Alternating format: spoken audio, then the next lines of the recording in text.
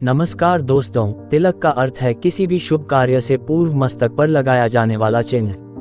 पहले तिलक शरीर पर लगता है और बाद में यह अंतःकरण या मन पर लग जाता है। प्राचीन समय में लगभग सभी स्त्री पुरुष कुमकुम या चंदन का तिलक या टीका बिंदी लगाते थे, क्योंकि वे इसके महत्व को जानते थे। बिना तिलक लगाए न तो पूजा की अनुमति होती है और न ही पूजा संपन्न मानी जाती है। मुख्य रूप से तिलक माथे पर दोनों भौहों के बीच ही लगाया जाता है, जहां आज्ञा चक्र, छठवां मूल चक्र होता है। इसे चेतना केंद्र भी कहते हैं। इसके अलावा शरीर के अन्य स्थानों पर भी तिलक लगाया जा सकता है, जैसे कंठ पर, छाती या बाह पर। मुख्य रूप से तिलक चंदन या कुमकुम का ही लगाया जाना चाहिए। कुमकुम हल्दी और चूने के पानी से बना हो तो उत्तम होता है। पुरुष को चंदन और स्त्री को कुमकुम का लगाना अच्छा माना जाता है। किस अंगुली से लगाते हैं तिलक? परंपरागत रूप से मस्तक पर तिलक लगाने के लिए अनामिका अंगुली, रिंग फिंगर का प्रयोग किया जाता है।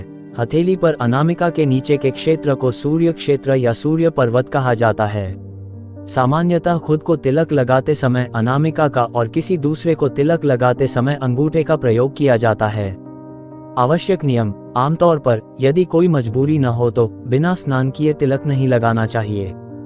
तिलक पहले अपने इष्ट देव या भगवान जी को लगाना चाहिए और फिर उसके बाद स्वयं लगाते हैं। तिलक लगाकर सोना नहीं चाहिए, नहीं तो नींद डिस्टर्ब हो सकती है।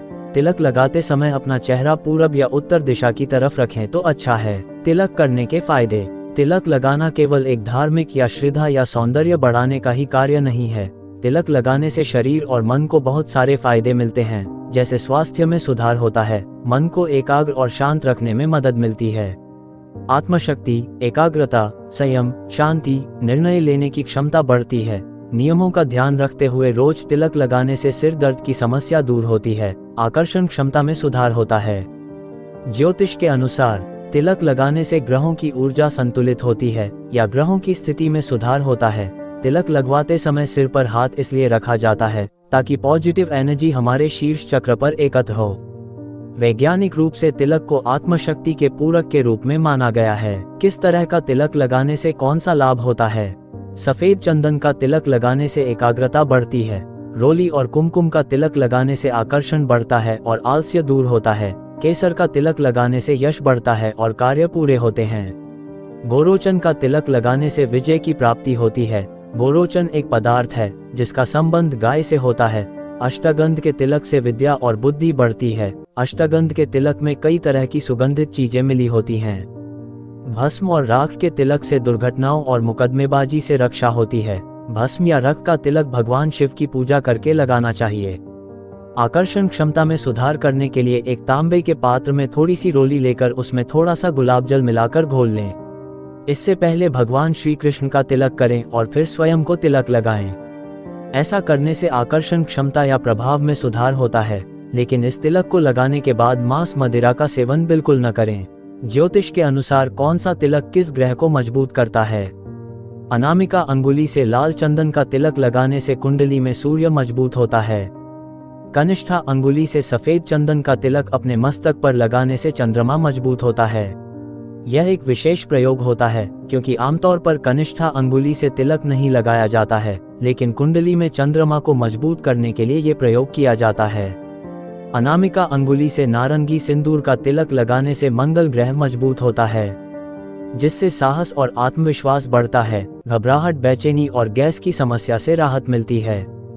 कनिष्ठा अंगुली से मस्तक पर अष्टगंध का तिलक लगाने से बुध ग्रह मजबूत होता है।